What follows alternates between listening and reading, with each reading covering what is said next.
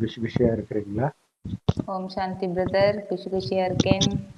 Okay, இன்னைக்கு வந்து நாம திருக்குரான் 2வது அத்தியாயத்தில் 138 இருந்து பார்க்க போறோம்.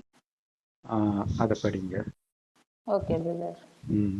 அல்லாவின் வர்ணத்தை, அவனின் மார்க்கத்தை நீங்கள் அவசியமாக கடைபிடியுங்கள். வர்ணம் கொடுப்பதில், இதயங்களை புனிதப்படுத்துவதில் அல்லாவை விட மிக அழகானவன் யார்? அவனையே நாங்கள் வணங்குகிறவர்கள். ஓகே, இப்போ இது என்னன்னா, நேற்று இதோட தான் முடிச்சிருந்தோம். இது முக்கியமானது, நாளைக்கு பார்க்கலாம். வர்ணாசிரம கொள்கையினால தான் இந்து மதத்தை பிடிக்காமல் நாங்கள் மற்ற மதத்துக்கு மாறுறோம்னு சொல்றாங்க. ஆனால் அது எல்லா மதத்திலையும் இருக்குது அப்படின்னு சொல்லியிருப்போம். உதாரணத்துக்கு பைபிள் பழைய ஏற்பாடுல பார்த்தீங்கன்னா லேவியர் அதிகாரம் நிறைய அதிகாரங்கள்ல வரும். இந்த லேவியர் இனம் மட்டும்தான் கடவுள்கிட்டே நெருங்க முடியும். பிராமணர்கள் மட்டும் எப்படி பூசாரி ஆகுறாங்களோ அதே மாதிரி அங்கேயும் வேற ஒரு ஜாதிக்காரன் தொட்டான்றதுக்காக அவன் அங்கேயும் செத்துருவான். கடவுள் சாகடிச்சிருவார் பழைய ஏற்பாட்டுல. ஸோ அது வந்து அந்த ஜாதி பாகுபாடே அங்க இருக்குது. ஸோ இப்போ அது தப்பு ரைட்டுன்னு நம்ம ஆராய்ச்சி பண்ணல, இருக்குதுன்னு மட்டும் சொல்றோம். இருக்கு, அதனால நம்ம நியாயம்லாம் படுத்தல, இதுலயும் இருக்க ஓகே அப்படின்லாம் சொல்லல. சரி, அதே மாதிரி இங்க அந்த வர்ணம்ன்ற வேர்டு யூஸ் பண்ணிருக்கிறாங்க பாருங்க டிரான்ஸ்லேஷன்ல.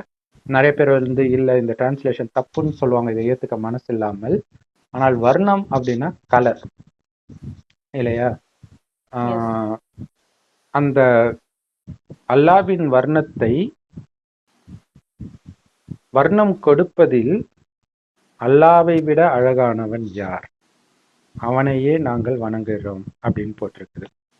ஸோ இங்க 4 வர்ணத்தை நாமே படித்தோம் அப்படின்னு கீதையில இருக்கிறதா சொல்லுவாங்க. ஸோ அது எனக்கு சரியா ஞாபகம் இல்லை, நான் படித்த வரைக்கும் அது இருக்கிற மாதிரி தெரியல. பட் ஆனால் இந்த 4 வர்ணங்கள் அப்படிங்கிறது வந்து நிறைய பேருக்கு தெரியாது. ஃபர்ஸ்ட் வர்ணம் தேவதை வர்ணம். ஆனா அவங்க தேவதைக்கு பதில் பிராமணர்கள் சொல்லிட்டாங்க. ஃபர்ஸ்ட் தேவதைகள், அடுத்தது சத்திரியர்கள், அடுத்தது வைசியர்கள், அடுத்தது சூத்திரர்கள். சூத்திரர்கள் தான் கீழானவர்கள். ஸோ இது வந்து மனிதனை பிரிக்குது அப்படின்னு சொல்லிட்டாங்க. இது எப்படி இருக்குதுன்னா, நான் வந்து 4 வர்ணங்களை படிக்கிறேன். முதலில் குழந்தை, அடுத்தது இளைஞனுக்கும் அதுக்கும் நடுப்பட்ட ஒரு பருவம், விடலை பருவம், அடுத்தது இளைஞன், அடுத்தது முதியவன் இப்படின்னு சொன்னா இது வந்து மனிதர்களை பிரிவுபடுத்துறதா? ஏன்னா இது ஒரு மனிதனுடைய வாழ்க்கையில் அவசியம், அனைத்தையும் அவன் கடந்தே ஆகணும், நடக்கக்கூடியது, கடந்து போற நிலைகள். இது வந்து உடலை வைத்து சொல்லும் போது உங்களுக்கு தப்பா தெரியல. இதை கடவுள் எப்பவுமே ஆத்மாவை பற்றித்தான் பேசுகிறார், உடலை பற்றி எந்த மதத்திலும் பேசல. இவங்க உடல்னு நினைச்சிட்டு பாக்குறதுனாலதான் தப்பா தெரியுது. ஆத்மா கடந்து போற நிலையில், ஆத்மா குழந்தை பருவமாக இருக்கும் பொழுது அதை வந்து பிராமணன் அப்படின்னு கடவுள் சொல்ற. ஏன்னா பிராமணன் வர்ணம் ஆக்சுவலா வர்ணத்திலே கிடையாது, அவங்க அதை மறந்துட்டாங்க. இவங்க நடுவுல வந்து பாலிடிக்ஸ் பண்றதுக்காக தேவதையை தூக்கிட்டு பிராமணனை சேர்த்துட்டாங்க. ஸோ பிராமணன் அதுதான் குழந்தை பருவம். குழந்தை வந்து பரிசுத்தமா இருக்கும் இல்லையா? அதுக்கு அடுத்தது தேவதை, அதுவும் கொஞ்சம் பரிசுத்தமா தான் இருக்கும். 5 வயசு 6 வயசுல எல்லாம் நல்லா தான் இருக்கும். அடுத்தது வந்து சத்திரியன், ஒரு 13 வயது அப்பவுமே நல்லா தான் இருப்பாங்க. அடுத்தது வைசியன், இளமை பருவம். அந்த 18 கிராஸ் ஆகும்போது நிறைய கெட்ட எண்ணம், மயக்கம் இதெல்லாம் வரும். ஆனா பெருசா தப்பு பண்ண மாட்டோம். அந்த மயக்க அளவுல இருக்கும், அந்த 15க்கு மேல மயக்கம் இருக்கும். பட் எண்ணத்தினால தப்பு நடக்கும். உடலால தப்பு பண்றது வந்து கொஞ்சம் கம்மியா இருக்கலாம். அதுக்கப்புறம் ஒரு 20க்கு மேல அப்படின்னும் போது சூத்ரன் அப்படின்னு சொல்லலாம். அப்பதான் வெறும் பாவம் தான், பார்த்தாலே பாவம், வாயை திறந்தாலே ஈட்டியால குத்துற மாதிரி இருக்கும், இந்த மாதிரி ஆகுது. ஸோ போக போக அது குறையாது. சாகிற வரைக்கும் அது தொட்டில் பழக்கம் சுடுகாடு மட்டும்ன்ற மாதிரி கடைசி வரைக்கும் அந்த ஒன்ஸ் கெட்ட குணம் வந்துருச்சு, சாத்தன் வந்துருச்சுன்னா அது மாறாது. இதை எதை சொல்றாருன்னா ஆத்மாவை சொல்றாரு.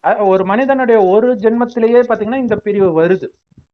இதே மாதிரி ஆத்மாவை பற்றி எப்படி சொல்றாருன்னா, இது 5000 வருட காலச்சக்கரத்தில் முதலாக ஆத்மா வரும்போது குழந்தையை விட பரிசுத்தமா இருக்கும். அததான் இயேசு சொல்லுவார், குழந்தை மாதிரி பரிசுத்தமா இருக்கிறவங்க தான் சொர்க்கத்துக்கு போக முடியும்ட்டு. அப்படி குழந்தை மாதிரி எப்ப பரிசுத்தம் ஆக்குறாரு அப்படின்னா இந்த 5000 வருட கால, சரி இதுக்கு முன்னாடி இது சொல்றேன், குழந்தை மாதிரி இருக்கும். அடுத்தது நான் சொன்ன மாதிரி 5 வயசு குழந்தை, அதுவும் கெட்டு போயிருக்காது. ஆனாலும் பிறந்த குழந்தைக்கும் அதுக்கும் வித்தியாசம் இருக்குது, லைட்டா வித்தியாசம் இருக்குது. அதுக்கு அடுத்தது ஒரு 13 வயசு குழந்தை வரும்போது கொஞ்சம் கொஞ்சமா அந்த ஒரு எதிர்ப்பால் ஈர்ப்பு இதெல்லாம் உணர ஆரம்பிக்கும். இப்ப மனசுக்குள்ள கொஞ்சம் வேலை செய்ய ஆரம்பிக்குது. அடுத்தது இங்க வரும்போது அப்ப இது தேவதை வர்ணம், இது சத்திரிய வர்ணம், இது வைசிய வர்ணம், இதுதான் சூத்திரன். கலியுகத்தில் உள்ள அத்தனை பேரும் சூத்திரர்கள். இந்த ஜாதி அந்த ஜாதி எல்லாம் கிடையாது. இது மனிதர்கள் பிரிவினை ஏற்படுத்துறதுக்காக கொடுக்கப்பட்ட விளக்கமே தவிர அதில் வர்ணம் மட்டும்தான் இருக்குமே தவிர ஜாதி இருக்காது. அப்ப குழந்தை பருவத்தில் பரிசுத்தமாக இருக்கும் பொழுது அது கஷ்டப்பட்டு உழைக்க தேவையில்லை. அதாவது இங்க உண்மையிலே குழந்தையுமே இப்ப உழைக்காது இல்லையா, அது ஜாலியா தான் இருக்கும். பரிசுத்தத்துக்கு அதை பார்த்துக்கிறதுக்கு ஆள் இருப்பாங்க. அந்த மாதிரி சொர்க்கத்தில் யாருக்குமே பெரிய, அங்கேயும் வேலைக்காரங்க இருப்பாங்க, ராஜா இருப்பாங்க, எல்லாமே இருப்பாங்க. ஆனா இங்க ஒரு ஆள் செய்யற வேலையா அங்க 1000 பேர் சேர்ந்து செய்வாங்க. இப்ப எவ்வளவு கம்மியா இருக்கும் வேலைன்னு மட்டும் யோசிச்சு பாருங்க. சோ அதனால யாருக்குமே அங்க ஒரு பெரிய கஷ்டமாவே இருக்காது. டைம் பாஸ்க்கு வேலை செய்யற மாதிரி அப்படிதான் இருக்கும். எல்லார்கிட்டயும் அளவற்ற செல்வம் இருக்கும், காசுக்காகலாம் வேலை செய்ய மாட்டாங்க. இங்கேயும் அப்படிதான் அடுத்ததுமே. அதனாலதான் இது ரெண்டுத்தையும் சேர்த்து சொர்க்கம்னு சொல்றோம். இங்க விட கொஞ்சம் வேலை இங்க கொஞ்சம் அதிகமா இருக்கும், அவ்வளவுதான். இங்க வைசியன் ஆகும் பொழுது கொஞ்சம் எல்லாமே அதிகமாக ஆரம்பிக்குது. ஏன்னா அவன் கெட்டு போக ஆரம்பிக்கிறான். இங்க குழந்தை பருவன்றதுனால அங்க காமம் மட்டும் இல்ல, கோபம், பற்று, பேரரசு, அகங்காரம் கூட தெரியாது. அப்படின்னா என்னன்னு தெரியாது. இங்க வரும்போதுதான் அது தெரியுது. காரணம் சொர்க்கத்தில் ஆத்மான்ற உணர்வுலயே இருப்பாங்க, உடல் உணர்வுக்கே வரமாட்டாங்க. இங்க நரகத்தில் வரும்போது உடல் உணர்வுக்கு வந்துடுறாங்க. அப்பதான் உடல் இச்சைக்கு மயங்குறாங்க. ஆத்மான்ற உணர்வுல இருக்கும்போது சதா ஆனந்தமா இருப்பாங்க. ஏன்னா ஆத்மாவுடைய உண்மையான குணமே ஆனந்தம் தான். அதை எப்ப மறந்து உடல் உணர்வுக்கு மயங்குறாங்களோ அப்பதான் காமம், கோபம், பற்று, பேராசை, அகங்காரத்துக்கு விழறாங்க. அப்ப அந்த பாவத்துக்கும் உடனடியா கடவுள் தண்டனை கொடுக்கறது கிடையாது. அது ஒரு லெவலுக்கு மேல பாவக்கூடம் நிரம்புறதுன்னு அதை கிராஸ் ஆகும்போதுதான் தண்டனை கிடைக்க ஆரம்பிக்கும். குறிப்பாக கலியுகத்துலதான் அது கிடைக்க ஆரம்பிக்கும். ஏன்னா கலியுகத்துல மனிதன் பாவம் மேல பாவம் செய்வான், தண்டனையும் ஒரு பக்கம் அடைவான், இன்னொரு பக்கம் பாவமும் செய்வான். இல்ல திரும்புற பக்கம் உலகழிவும் பாக்குறோம். பாவத்தை நிறுத்துறாங்களா? கிடையாது. சிரியால உள்நாட்டு போர், பயங்கரமான நிலச்சரிவு வந்தது போன வருஷம். உள்நாட்டு போர் தொடர்ந்து நடந்துகிட்டு தான் இருக்குது. என்ன பண்ணாலும் ஒண்ணும் பண்ண முடியல, அவனுடைய குணத்தை மாத்த முடியல. சோ அப்பதான் மனிதர்கள் சூதரர்களாக ஆகிறோம். ஆனால் கடவுள் சூதர குணத்தை படைக்கல. அது தவறாக தான் சொல்லப்பட்டிருக்கு. கடவுள் 4 வர்ணத்தை படைத்தார்னு சொன்னது தவறு. இது கடவுளுடைய வேலை கிடையாது. எந்த பக்தி மார்க்கத்தின் வேதங்களும் மத வேதங்களுக்கும் கடவுளுக்கும் சம்மந்தம் கிடையாது. ஆனா கடவுளுடைய ஞானம் ஸ்லைட்டா தெளிச்சிருக்கும். அதை தான் நம்ம எல்லா மதத்திலுமே சொல்றோம். அப்ப கடவுள் எதை படைக்கிறார்னா தேவதை தர்மத்தை படைக்கிறார். ஆனா அதை விட உயர்ந்த தர்மத்தை படைக்கிறார். அதுதான் பிராமணர்கள். ஜாதி பிராமணர் கிடையாது. இது வர்ணம். எப்படி இங்க இருக்கிற எல்லாம் தேவதையோ, இங்க இருக்கிற எல்லாம் சத்திரியரோ, இங்க இருக்கிற எல்லாம் வைசியரோ, இங்க இருக்கிற எல்லாம் சூத்திரரோ, அது மாதிரி இந்த கடைசின்னு ஒரு வருடம் இறைவன் அல்லாஹ், அவரை தான் சிவன் பரமபிதான் மற்ற மதத்துல சொல்றாங்க, அவர் நேரடியாக வருகிறார். ஒரு வயோதிகர் உடலில் அவருக்கு பிரம்மான்னு பேர் வைக்கிறார். இந்த பிரம்மாவை தான் ஆதாம் அப்படின்னு மற்ற மதத்துல சொல்றாங்க. ஒரு சகோதரர் கமெண்ட் போடும்போது ஆதாம் ஆகிய சிவபெருமான் போட்டாங்க. சிவன் சிவனைத்தான் அல்லான்னு சொல்றாங்க. சிவன்றது அவருடைய பேர், அல்லான்றது எஜமானன். எஜமானன் பேர் கிடையாது. பரமபிதான்றது அப்பான்னு சொல்றது, அது பேரு கிடையாது. சிவன் மட்டும்தான் அவருடைய பேர் அப்படின்னு கடவுள் சொல்ற. அதுதான் ஜெஹோவா. இந்த சிவா ஜெஹோவா ஒரே மாதிரி ரைமிங் ஆகுது பாருங்க. அந்த பாஷையில ப்ரொனன்சியேஷன் அப்படி இருக்குது. ஸோ இந்த பேரை அவர் தான் சொல்ல முடியும், மனிதர்கள் சொல்ல முடியாது. அவரே வரும்போது அவருடைய பேரை சொல்றார். சொல்லிட்டு சொர்க்கத்தில் இருக்கும்போது அவ்வளவு பரிசுத்தமா இருந்தீங்க, ஆத்ம உணர்வுல இருந்ததுனால இப்ப உடல்ன்ற உணர்வுல வந்துதான் இவ்வளவு பாவம் செஞ்சிட்டீங்க. ஆத்மா அழிவற்ற ஆத்மான்னு தெரிஞ்சா பாவம் செய்ய மாட்டீங்க. ஏன்னா இந்த உடலை விட்டு வேற உடம்புக்கு போனாலும் செய்த பாவம் தொடரும் அப்படிங்கிறது உங்களுக்கு தெரிஞ்சிருக்கும். ஆனா அதை மறந்துடுறீங்க. புலனின்பத்துக்கு மயங்கி ஏதோ இப்ப இருக்கிறது அந்த ஒரு பதவி, அரசியல்வாதிகளுக்கு அந்த 5 வருஷ பதவியே நிரந்தரம் நினைச்சிட்டு ஆடுவாங்க இல்லையா, அது மாதிரி மனிதர்கள் இந்த உடம்புல இருக்கக்கூடிய அந்த சொந்த பந்தம், பணம், பதவி, உடல் வலிமை இதெல்லாம் நிரந்தரம் நினைச்சிட்டு ஆடுவாங்க.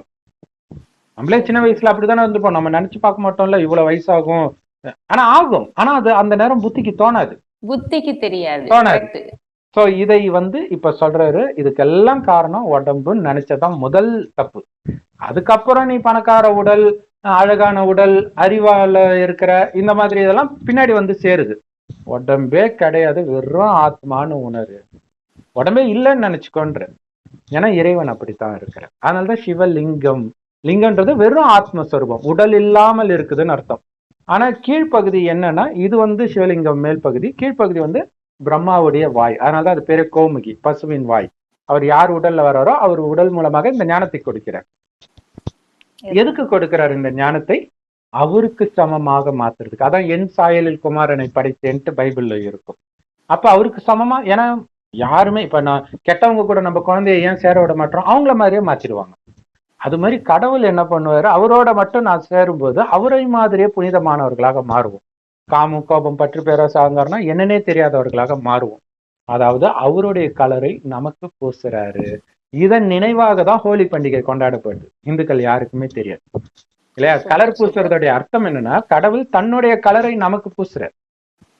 அதுதான் இங்க ஹோலிக்கான்ற ஒரு அரக்கி வந்து பிரகலாதன்ற ஒரு விஷ்ணு பக்தனை கொலை பண்றதுக்காக அவளுக்கு வந்து நெருப்புல எரிய மாட்டான்னு ஒரு வரம். ஆக்சுவலா அவ யாருன்னா பிரகலாதனுடைய அப்பாவுடைய தங்கச்சி, அத்தை முறை. அப்ப வந்து பிரகலாதனுடைய அப்பா ஹிரண்யகசிபு வந்து என்னதான் கடவுள்னு சொல்லணும்னு சொல்லியிருப்பான். அப்ப அதெல்லாம் கிடையாது, நான் ஹரியை விஷ்ணுவை தான் வணங்குவேன்னு சொன்னதுனால கடுப்புலதான் அவன் வந்து கொலை பண்ண பல முயற்சி பண்றான். அதுல ஒண்ணுதான் ஹோலிக்கான்ற அந்த அரக்கி. அதாவது அவங்க தங்கச்சி மடியில உட்கார வச்சு நெருப்புல உட்கார வைப்பாங்க. இவன் பாட்டுக்கு ஹரிவோம் ஹரிவோம் ஹரிவோம் சொல்லிக்கிட்டே இருப்பான். கட்சியில பார்த்தா அவை எரிஞ்சிடுவா, இவன் அப்படியே இருப்பான், வெளில வந்துருவான். இது என்னன்னா, இறைவனின் நினைவிலேயே இருக்கும்போது விஷ்ணு கடவுள் கிடையாது, சிவன் தான் கடவுள். அதிலும் தவறுதான் செய்யப்பட்டிருக்கு. எல்லா மதத்திலும் தவறுதான் செய்யப்பட்டிருக்கு. ஏன்னா எல்லா மதமும் மனித வழி. ஸோ சிவபெருமானின் நினைவில் இருக்கும்போது இந்த பஞ்ச தத்துவத்தினால ஆன இந்த உடலின் உணர்வுகளான காமம், கோபம், பற்று, பேராசை, அகங்காரத்தை நீங்க வென்றீர்கள் என்றால் இந்த பஞ்ச தத்துவமும் உங்க கட்டுப்பாட்டுல வரும்ன்ற. சோ அதுதான் அங்க வந்து அந்த நெருப்புனால அவனை எரிக்க முடியலன்னு காட்டப்படுறதுடைய அர்த்தம். துர்மரணம் எதுவுமே வராது. சோ இது எதற்கு கிடைத்த பரிசு? இறைவன் பூசுற அந்த வர்ணத்தை பூசிக்கொள்ள நீங்க தயாராக இருப்பது. ஏன்னா கடவுள் வழிதான் காட்டுறாரு, கலரை கொடுக்குறாரு, நீங்க தான் எடுத்து பூசிக்கணும். இந்துக்கள் வந்து அப்படி வச்சுக்கிறாங்க இல்லையா, விபூதி வச்சுக்கிறாங்க, குங்குமம் வச்சுக்கிறாங்க. இது எல்லாமே முகம் ஃபுல்லா வர்ணத்தை பூசுறது வந்து ஆஞ்சநேயர் பண்ணுவார். ஆனா ஜென்ரலா எல்லா நாளும் அப்படி பூச மாட்டோம். சும்மா அது என்னன்னா, இறைவனுடைய வர்ணத்தை நான் பூசிக்கொள்கிறேன். இறைவனுடைய, ஏன்னா அது கடவுள் சம்பந்தப்பட்ட விஷயம் தானே பூசுறது இல்லையா? அப்ப கடவுள் கிட்ட நேரடியாக ஞானத்தை பெறுபவர்கள் அவருடைய வர்ணத்தை பூசி அவருக்கு சமமாக ஆகிறாங்க. இதைத்தான் நீங்க அல்லாவின் வர்ணத்தை, வர்ணம் கொடுப்பதில் அல்லாவை விட அழகானவன் யார்? அததான் இந்து மதத்துல சிவனை சுந்தரர்னு. சுந்தரர்னா அழகன், எப்பவுமே சுந்தரர். விஷ்ணு வந்து ஷாம் சுந்தர். ஷாம்னா அழுக்கு, கருப்பு. சுந்தர்னா அழகு. சொர்க்கத்தில் அழகா இருக்கக்கூடிய கிருஷ்ணர் மறுஜன்மம் எடுத்து அழுக்கா காம கோபத்துல விழுந்து அசிங்கம் ஆயிடுவார். ஆனா சிவபெருமான் எப்பவுமே பிறப்பிறப்பு சக்கரத்தில் வராதவர். அதனால்தான் குரான், பைபிள் எல்லாம் அவர் பெறுவதும் இல்லை, பெறப்படுவதும் இல்லை. அதாவது யாருக்கும் அவர் பிறக்கிறதும் இல்ல, அவருக்கும் யாரும், அவர் உடம்பு எடுத்தாதானே அவருக்கு பிறக்கிறதுக்கு இல்லையா? ஆனாலும் நாம் அவருடைய குழந்தைகள். ஏன்னா ஆஸ்தியை கொடுக்கிறேன்.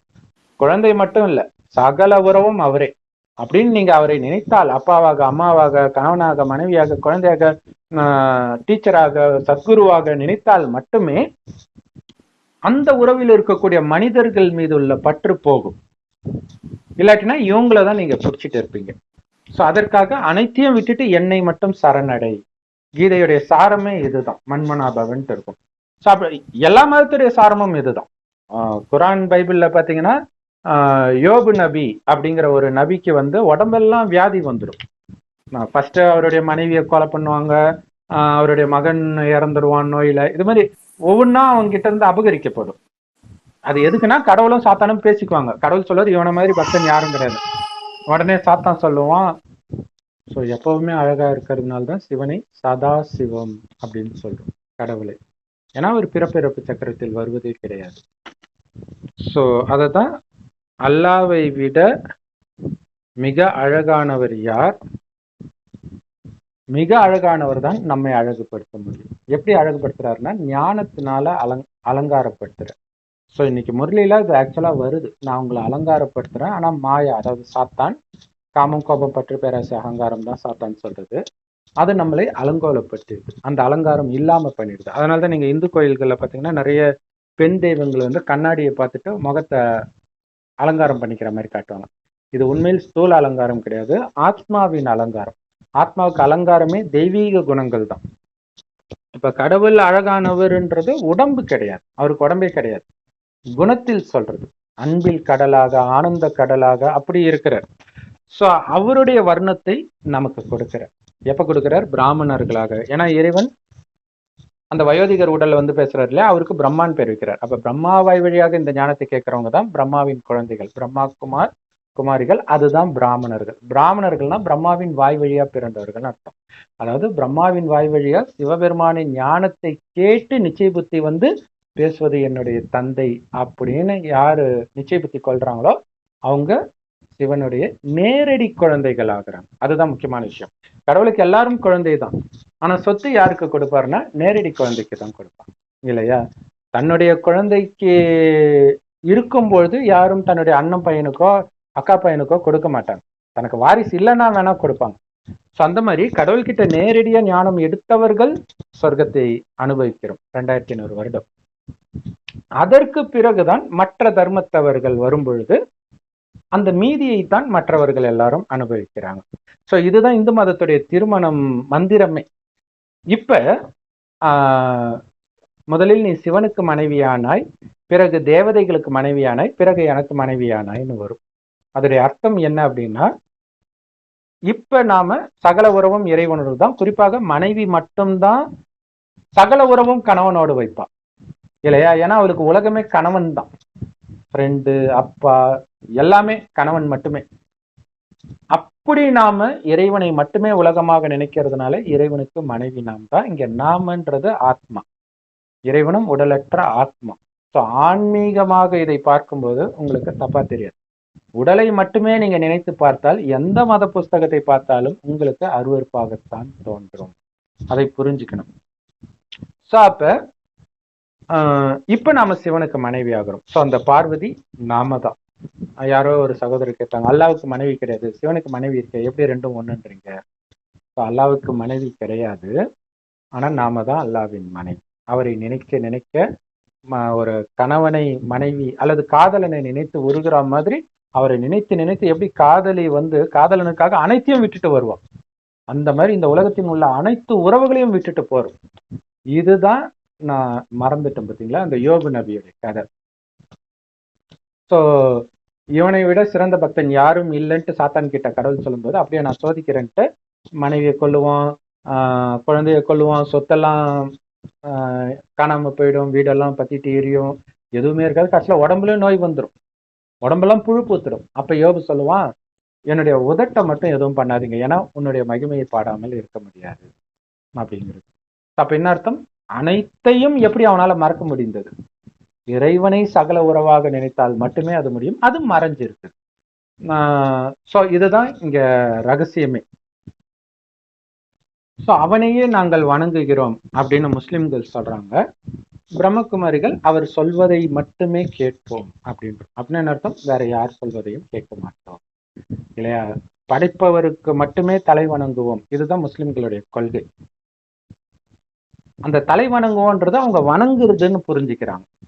இங்க அர்த்தம் என்னன்னா, அந்த படைப்பவர் சொல்வதை மட்டுமே கேட்போம், வேற யார் சொல்வதையும் கேட்க மாட்டோம்னு அர்த்தம்.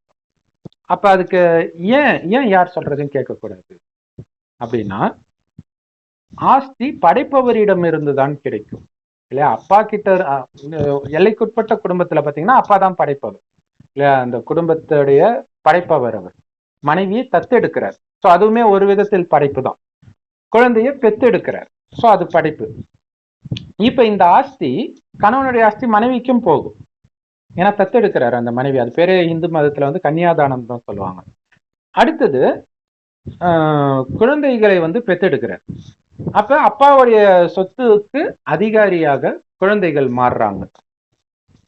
ஆனால் சகோதரனுக்கு கொடுக்க மாட்டார். பிள்ளைக்கு தான் கொடுப்பார், படைப்புக்கு தான் கொடுப்பார் இல்லையா? இப்ப அவருக்கு 2 குழந்தை பிறக்குதுன்னு வச்சுக்கோங்களேன். அந்த 2 குழந்தைக்கும் சொத்து யார் கொடுக்க முடியும்? அப்பா தான் கொடுக்க முடியும். அந்த 2 குழந்தை கொடுக்குமா? ஒரு அண்ணன் தங்கச்சி இருக்குதுன்னா, அல்லது அண்ணன் தம்பி இருக்கிறான்னா, அண்ணன் தம்பிக்கு கொடுக்க தேவையில்லை, கொடுக்கவும் மாட்டான். தம்பியும் அண்ணனுக்கு கொடுக்க மாட்டான் இல்லையா? படைப்பவர் தான் ஆஸ்தியை கொடுக்கணும். அதனாலதான் படைப்பவரை வணங்குவோம் அப்படின்னு அவங்க சொல்றது. அதனாலதான் படைப்பவரை நினைப்போம்னு நாங்க சொல்றோம். அவங்களுக்கு படைப்பவர் எப்படி இருப்பார்னு தெரியாதனால அவங்க வணங்குறாங்க. அது பக்தி மார்க்கம். இங்க கடவுளே வந்து தன்னை பற்றி அறிமுகத்தை கொடுக்கிறார். நான் செம்பொன் நிறமான ஒளி உலகத்துல நட்சத்திரம் மாதிரி இருக்கிறேன். ஸோ நீங்க புருவமத்தில் நட்சத்திரம் மாதிரி இருக்கிறீங்க. ஸோ எந்த அளவுக்கு என்னை செவ்வானத்தில் நட்சத்திரம் மாதிரி நினைவு பண்ணிக்கிட்டே இருக்கிறீங்களோ அந்த அளவுக்கு உங்களுடைய ஆத்மா தூய்மையாகும். சொர்க்கத்தில் எப்படி தூய்மையா இருந்தீங்களோ அதே மாதிரி நீங்க தூய்மை ஆயிடுவீங்க அப்படின்னு சொல்றாரு. ஸோ அப்படி நீங்க தூய்மையானால் அந்த ஆஸ்தி உங்களுக்கு கிடைக்குது. யார் கொடுக்குறா? படைப்பவர் கொடுக்குறார். ஸோ அப்ப படைப்பு கிட்ட இருந்து ஆஸ்தி கிடைக்காது. அப்ப இந்து மதத்துல வந்து விக்கிரக வழிபாடு பண்றாங்க. மற்ற மதங்கள்ல மதத்தை ஸ்தாபனை செய்தவரே ஏதோ கடவுளே வந்து சொன்னதாக நினைச்சுக்கிறாங்க. ஸோ மதத்தை ஸ்தாபனை செய்தவர் நம்முடைய சகோதரர். சொர்க்கத்தில் வாழ்ந்த தேவதைகள் நம்முடைய சகோதரர்கள். ஏன்னா நம்ம மாதிரி அவங்களும் கடவுளுடைய படைப்பு. அவங்க கிட்ட இருந்தோ அவங்க சொல்ற வழியை கேட்கறதுனாலயோ கடவுளுடைய ஆஸ்தி கிடைக்காது. கடவுள் டைரக்டா வந்து சொல்ற வழியை கேட்கும் பொழுதுதான் கடவுளுடைய ஆஸ்தி கிடைக்கும். அதனாலதான் படைப்பவர்கிட்ட இருந்துதான் படைப்புக்கு ஆஸ்தி கிடைக்கும். யாரா இருந்தாலும் சரி, நாமளா இருந்தாலும் சரி, மத ஸ்தாபகரா இருந்தாலும் சரி, சாது சன்னியாசியா இருந்தாலும் சரி, யாரா இருந்தாலும் சரி, ரிஷி முனிவர்கள் யாரா வேணாலும் இருக்கட்டும், எல்லாருக்கும் கடவுள் தான் ஆஸ்தி கொடுக்கணும். சோ அதை கடவுள் தான் கொடுப்பாரு. நீங்க எதுக்கு அவங்க பின்னாடி போய் நேரத்தை வீணாக்குறீங்க? அவங்களுக்கே நான் தான் ஆஸ்தியை கொடுக்குறேன்ற. அப்ப கடவுளை நினைக்கணும், மற்றவரை நினைக்காதீங்க. கடவுளுடைய உன்னதமான படைப்பு சொர்க்கமும் சொர்க்கத்தில் உள்ள தேவதைகளும், அவங்கள நினைக்கிறது கூட வேஸ்ட். அவங்களதான் கோயில் கட்டி இந்துக்கள் வழிபடுறாங்க.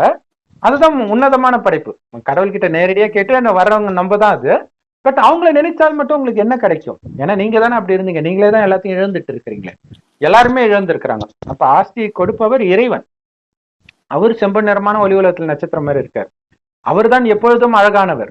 அவரை நினைக்க நினைக்க அவர் சொல்லும் அந்த ஞானமாகிய முரளி பிரம்மகுமாரிகள் ராஜயோக தியான நிலையத்துல முற்றிலும் இலவசமா கிடைக்குது. யூடியூப் வெப்சைட்ஸ்ல இருக்கு. அதோட லிங்க் இந்த வீடியோ டிஸ்கிரிப்ஷன்ல கொடுக்குறோம். அவசியம் பாருங்க. கூகுள் சர்ச் பண்ணாலும் எல்லா மொழியிலும் இருக்கும் கடவுளுடைய ஞானம், நேரடி ஞானம் இப்ப கொடுக்குறேன். சோ அதை நீங்க கேட்க கேட்க அதன்படி உங்களுடைய குணத்தை மாற்றிக்கொள்ளும் பொழுதுதான், உங்களுடைய வர்ணத்தை மாற்றிக்கொள்ளும் பொழுதுதான், கடவுளின் வர்ணமே உங்களுடைய வர்ணமாக மாறும் பொழுதுதான் நீங்க அங்க சொர்க்கத்திற்கு வருவீங்க. கடவுள் படைத்த உலகத்தை ஆட்சி செய்வீங்க. அதனாலதான் பாத்தீங்கன்னா இந்த ஹோலி பண்டிகை எப்படி வருதுன்னா, கிருஷ்ணர் வந்து அந்த வர்ணத்தை ராதை மேல தெளிக்கிற மாதிரி அந்த கதையில வரும். அதுல இருந்து வர்றதுதான் அந்த ஹோலி பண்டிகை அப்ப அந்த கலர் அடிக்கிறது, கலர் தண்ணி தெளிக்கிறது, இது எல்லாமே என்னன்னா அந்த வர்ணம். கடவுள் சொல்றாரு, இப்ப நான் என்னுடைய வர்ணத்தை நான் உங்கள் மேல பூசுறேன் இந்த ஞானத்தை கொடுக்கறதன் மூலமாக. நீங்கள் இந்த வர்ணத்தை மற்றவர்கள் மூலம் உங்க சகோதர சகோதரிகள் கிட்ட நீங்க பூசுங்க. எப்படி? இந்த ஞானத்தை கொடுப்பதன் மூலமாக. கேட்க மாட்டாங்க அப்படின்னா உங்க குணத்தின் மூலமாக, உங்க நடவடிக்கையின் மூலமாக, உங்க அன்பான பார்வையின் மூலமாக. இப்ப கொஞ்சம் கொஞ்சம் கொஞ்சமாக அவங்களுடைய குணம் மாறும். உடனே மாற முடியாது.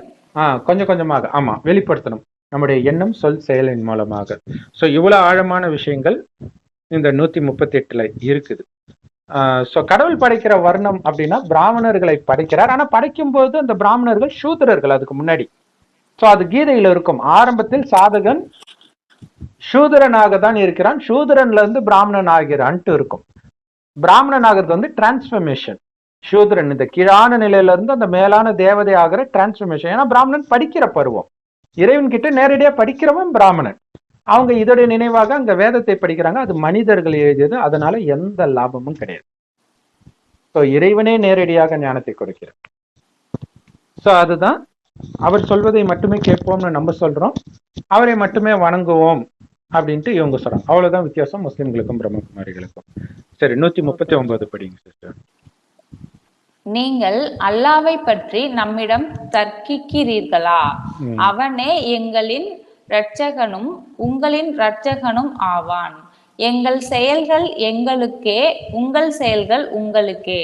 நாங்கள் இணை வைக்காது முற்றிலும் அவனுக்கே களப்பற்ற செயல்புரியவர்கள் என்றும் கூறுவீராக. களப்பற்றவர்கள் என்றும் கூறுவீராகன்ட்டு இருக்குது. கூறுவீராக. சோ அப்ப அல்லாவை பற்றி எங்ககிட்டயே தர்க்கம் பண்றீங்களா அப்படின்ட்டு சொல்லுங்கன்ட்டு இங்க நபி கிட்ட அல்லாஹ் சொல்றதாக குர்ஆன்ல சொல்லப்பட்டிருக்குது. எங்களை மட்டும் இல்ல உங்களையும் தான் படைக்கிறாரு. ஆக்சுவலா நம்ம சொல்ற விஷயம் அங்க எப்படி முஸ்லிம்கள் சொல்றாங்களோ அது அப்படியே பிரம்மகுமாரிகளுக்கு பொருந்தி வருது. ஸோ அதை தான் நம்ம சொல்றோம். அப்ப இவங்க இது பாத்தீங்கன்னா கிட்டத்தட்ட ஒரு எப்படி ஒரு தசாவதாரம் படத்துல வந்து அந்த விஷ்ணு பக்தரும் சிவபக்தர் போட்டியோ அதே மாதிரி இங்க வந்து கிறிஸ்தவர்கள் யூதர்களோட முஸ்லிம்கள் போட்டி போடுற மாதிரியே வருது. இங்க பேசுறது ஃபுல்லாவே அவங்க பக்கம் இழுக்கிறாங்க, இல்ல இதுதான் உண்மைன்ட்டு இவங்க இருக்கிறாங்க. ஆனா எல்லாருமே ஒரு கடவுளை தான் வணங்குறாங்கன்றதான் இங்க முக்கியமான விஷயம். அவங்களும் பரமபிதா தான் சொல்றாங்க இல்லையா? ஆனா அவங்களுக்கு தெரியல, அதனால இயேசுன்னு நினைச்சுக்கிறாங்க. சோ எல்லாரையும் படைத்தது அவர் தான். ஆனால் நீங்க என்ன செயல் செய்றீங்களோ அதற்கேற்ற கூலி உங்களுக்கு கொடுக்கப்படும். நாங்க என்ன செய்யறோமோ அதுதான் எங்களுக்கு கொடுக்கப்படும். ஆனா நாங்க எந்த விதத்துல உயர்ந்தவர்கள் அப்படின்னா,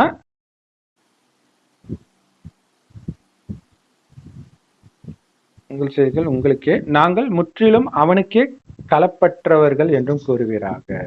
இப்ப நம்ம வந்து டைரக்டா இறைவன் கிட்ட ஞானத்தை எடுக்கிறவங்க. இப்ப டைரக்டா ஞானத்தை எடுக்கிறவங்க எல்லா மதஸ்தாபர்களும் கடைசியில வந்து எடுப்பாங்க. இந்த ஞானம் கொஞ்சோண்டு இருக்கும், மேல போயிட்டு கீழே வரும்போது அந்தந்த மதம் வரும்போது அந்தந்த ஞானத்தை அவங்க கொடுப்பாங்க. அப்ப அங்க மனித வழி கலக்கும். டைரக்டா கடவுள் கிட்ட கேட்கல, கடவுள் வர்றதும் கிடையாது, கடவுள் கடைசியில மட்டும்தான் வர்றாரு. அப்ப மனித வழி கலந்துதான் எல்லா மதங்களும் இருக்கும். அதனாலதான் வெட்டு குத்து இதெல்லாம் இருக்கிறது. கடவுளுடைய ஞானத்துல அதெல்லாம் இருக்காது. மற்ற அடிச்சா கூட நீ வாங்கிக்கோ, அமைதியா இரு, நீ அமைதியா இருந்தா ஏன் உன்னை அடிக்க போறாங்க, திட்டுனாலும் வாங்கிக்கோ. இதுதான் கடவுள் சொல்ற வழி. நமக்கு நேரடியா சொல்றாரு, கதை கிதை எதுவும் கிடையாது. அப்படிப்பட்ட வழி நேரடியா, அதுதான் களப்பற்றவர்கள் அப்படின்னு சொல்றாரு. அப்படியே கடவுளுடைய வர்ணம் என்னவோ அது உங்களுடைய வர்ணமாக இருக்கணும் அப்படின்னு கடவுள் நமக்கு சொல்றாரு. மற்றபடி இந்த ஞானத்தை கேட்காதவர்கள், பிரம்மகுமாரிகள் ஞானத்தை கேட்காதவர்கள், அவங்க பாவ புண்ணியத்திற்கு ஏற்ப அவங்களுக்கு தண்டனையோ அல்லது என்ன பரிசோ அது கொடுக்கப்படும். பிரம்மகுமாரிகளுக்கும் கொடுக்கப்படும். ஏன்னா பிரம்மகுமாரிகளுக்கு வந்து எக்ஸ்ட்ராவா சொர்க்கம் கிடைக்கும், ஒரிஜினல் சொர்க்கம் கிடைக்கும். மற்றவர்களுக்கும் சொர்க்கம் தான், அது ஆக்சுவலா நரகம். பட் அவங்களுக்கு அவங்களுடைய ஆயுளுக்கு அது சொர்க்கம். முதல் பாதி இளையராஜா மியூசிக் கேட்காதவங்களுக்கு ஏஆர் ரஹ்மான் மியூசிக் சொர்க்கம் மாதிரி, ஏஆர் ரஹ்மான் மியூசிக் கேட்காதவங்களுக்கு அனிருத் மியூசிக் சொர்க்கம் மாதிரி. ஸோ இந்த மாதிரி தான் இது. ஒரிஜினல் சொர்க்கம் நமக்கு கிடைக்கும், அவ்வளவுதான். ஆனா அந்த ஒரிஜினல் சொர்க்கம் கூட எல்லாருக்கும் கிடைக்காது. இறைவனர் ஞானத்தை 100% ஃபாலோ பண்ணா ஆரம்பத்திலே வருவீங்க. எந்த அளவுக்கு கம்மியா ஃபாலோ பண்றீங்களோ அந்த அளவுக்கு லேட்டா தான் பிறவி எடுப்பீங்க. அது வரைக்கும் மேலே தான் இருப்பீங்க. அதான் தண்டனை. அது மட்டும் தண்டனை இல்லை, இது வரைக்கும் நீங்க நரகத்தில் செய்த பாவத்திற்கான தண்டனை எல்லாம் அனுபவிச்சுட்டு தான் மேலே போவோம். ஆனா இறைவனுடைய நினைவுல இருந்து அவருடைய குணமே நம்முடைய குணமாக மாறிடுச்சுன்னா அந்த தண்டனையில இருந்து தப்பிச்சிடும். ஸோ தண்டனையில இருந்து காப்பாத்துறதுக்கும் சொர்க்கத்தை கொடுப்பதற்குமாக இறைவன் வருகிறார். அப்ப இங்கேயும் பாத்தீங்கன்னா முஸ்லிம்களுக்கும் பிரம்மகுமாரிகளுக்கும் ஒத்து போகுது. அவங்க வந்து அல்லாவை பற்றி தர்க்கம் பண்ணாதீங்க, ஏன்னா உங்களுக்கு எனக்கும் ஒரே ரட்சகன் தான், நீங்க பண்ணது கூலி அவர் கொடுக்க போற, நாங்க பண்ணது ரைட்டுன்னு நினைச்சிட்டு நாங்க பண்ணிட்டு இருக்கிறோம், நீங்க பண்ணது ரைட்டுன்னு நீங்க நினைச்சிட்டு இருக்கீங்க, சரி யாரு ரைட்டுன்றத கடைசியில கூலி கொடுக்கும் போது பாத்துக்கலாம் அப்படின்ட்டு ஒரு சுமூகமாக இங்க பேசுறாங்க. இருந்தாலும் எங்களுக்கு என்ன சந்தோஷம்னா நாங்க இணை வைக்கல அப்படின்னு. இவங்க இணை வைக்கலன்னு சொல்றது வந்து அல்லாவை வணங்குறோம் அந்த ஒரு அர்த்தத்துல சொல்றாங்க. நாம இணை வைக்கலன்றதோடைய அர்த்தம் என்னன்னா கடவுள் இடத்துல யாரையுமே வைக்கல, அவர்தான் அறிவின் சிகரம், அவரை விட புத்திசாலி யாரும் இல்லை, அவர்கிட்ட இருந்து மட்டும்தான் நாம எடுக்கிறோம், வேற யாருக்கிட்டையும் கிடையாது இல்லையா? எந்த மதஸ்தாபகரும் கிடையாது. இதுதான் வித்தியாசம். ஆனா இவங்க வந்து அல்லாவை வணங்குறோம், ஆனா இப்ராஹிம்ல இருந்து இஸ்மாயில்ல இருந்து வரிசையா நிறைய நபிமார்களை ஃபாலோ பண்ணிட்டு இருக்கிறாங்கன்றது இணை வைக்கிறது தான். அது அவங்களுக்கு தெரியல. சோ அதுதான் எல்லா மதமுமே அவங்கவுங்க ரைட்டுன்னு தான் சொல்லிட்டு இருப்பாங்க. பட் இறைவனுடைய ஞானத்தை எடுப்பவர்களுக்கு அது தெரியும், இது ரைட்டா இது தப்பான்ட்டு. இறைவனுடைய ஞானத்தை எடுப்பவர்களுக்கு வந்து இறைவனுடைய ஞானத்தை தவிர எதுவுமே திருப்தி கொடுக்காது. அந்தந்த மதத்தை சார்ந்தவர்கள் அந்தந்த மதத்திலே திருப்தி ஆயிடுவாங்க. அது தப்பும் கிடையாது. நாடகத்தின்படி அது அப்படிதான் இருக்குது. இதை நம்ம சொல்றோம், அவ்வளவுதான். எப்படி முஸ்லிம்கள் வந்து கிறிஸ்தவர்களுக்கும் யூதர்களுக்கும் சொல்றாங்களோ அதே மாதிரி நம்ம எல்லா மதத்தினருக்கும் சொல்றோம். எல்லா மதத்தையும் வேதத்தையும் வச்சு சொல்றோம். ஏன்னா அத்தாட்சிக்கு இவ்வளவு அத்தாட்சி காட்டியும் நீங்க நம்பலையா அப்படின்னு குரான்ல வரும். அந்த அத்தாட்சியை தான் நம்ம எடுத்து வச்சுட்டு இருக்கிறோம். சரி, ஓகே. அப்ப நான் அவங்க களப்பற்றவர்கள்னு ஏன் சொல்றோம் யோசிச்சு பாருங்க. சொர்க்கத்தில் காமம் இருக்காது, கரிமீன் இருக்காது, கோபம் இருக்காது, பற்று இருக்காது, பேராசை இருக்காது, அகங்காரம் இருக்காது. இவர்கள் களப்பற்றவர்களா? காமத்தில் இருப்பவர்கள், கோபத்தில் இருப்பவர்கள், மாமிசம் சாப்பிடுபவர்கள், இவங்க களப்பற்றவர்களா? புரிஞ்சுக்கலாம் இல்லையா? ஏன்னா ஆரம்பத்தில் அவ்வளவு பரிசுத்தமாக படிக்கப்படுதுன்றது குரான்லயும் இருக்கு, பைபிள்லயும் இருக்குது இல்லையா? எடுத்தோடனே கனியைத்தான் உங்களுக்கு உணவாக படைத்தேன் அப்படின்னு இருக்கும். சோ அப்படி இருப்பவர்கள் அப்ப பாருங்க, நாளுக்கு நாள் பாத்தீங்கன்னா அது மோசமாகுது. ஃபர்ஸ்ட் கனியை சாப்பிடுறாங்க, காமம் கிடையாது, பற்று கிடையாது, பேராசை கிடையாது. அப்ப காமம் வந்துச்சுன்னா அதனாலதான் இன்னைக்கு வெட்டுக்குத்தெல்லாம் நடக்குது, கள்ள தொடர்பு அது இதுன்ட்டு. கோபம் கேட்கவே தேவையில்லை, தனக்கும் பிரச்சனை, மற்றவர்களுக்கும் பிரச்சனை. பற்றுனாலதான் வந்து மகன் மேல பற்று வைத்து அல்லது மனைவி மேல பற்று வைத்து அப்பா அம்மாவை தள்ளுறது, அல்லது அப்பா அம்மா மேல பற்று வைத்து மற்ற பக்கத்து வீட்டுக்காரனுக்கு எதிராக நடக்கிறது, வாக்கிய வரப்பு சண்டை, எல்லாமே பற்றுனால வருது. அப்ப இது எல்லாமே உங்களை பாவம் செய்ய தூண்டுது. பேராசை, அது பார்த்த உடனே உங்களுக்கு தெரியும், பேராசை பெரு நஷ்டம்னு சொல்லுவாங்க.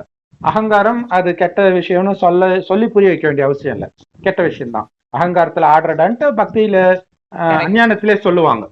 சோ இப்ப இந்த காமம் பற்று தான் வந்து தவறான விஷயம்ன்றது மக்களுக்கு தெரியவே இல்லை. சோ அப்ப இதுவும் இல்லாமல் அங்க இருந்தாங்க அப்படின்றதுதான் கலப்படமற்றது. அதாவது இறைவன் எப்படி இருந்தாரோ அப்படியே இருப்பாங்க அங்க இருக்கிற அத்தனை பேரும்.